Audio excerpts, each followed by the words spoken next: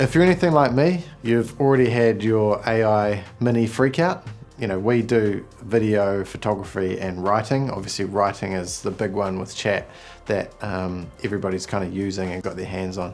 Luckily, I've got a friend in AI who I called in a big panic, and he just was totally nonchalant, loved it. He was stoked on it. He was sunshine and rainbows, and really made me feel a lot better about the situation. The way I've kind of switched my mindset on that is that if we can use some of that in the back end of what we do, then we're going to be able to do work faster and cheaper for people. And that could mean potentially instead of one project that they were doing with us, maybe that's 5 projects that all come out the same budget. So to me, that's a real win. I've played around with chat for some of our writing work, and I kind of found that it's awesome, but I wrote a video script with it, and I found it would have just been faster for me to write the whole thing from scratch anyway. And there's a couple of reasons why.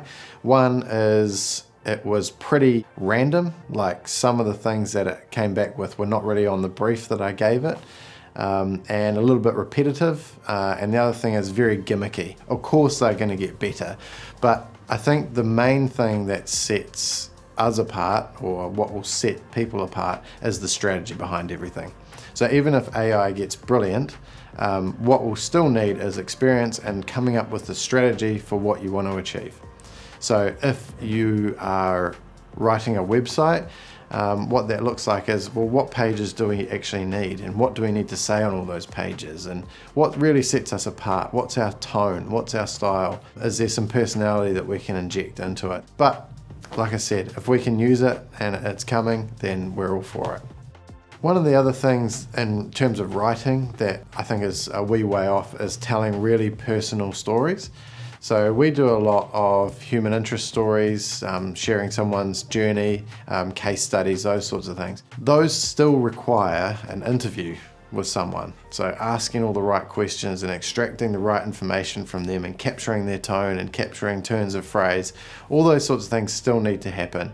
And for the moment, that's a real human task, because we're essentially telling human stories to humans, and we've got to find things that aren't just mined from the internet.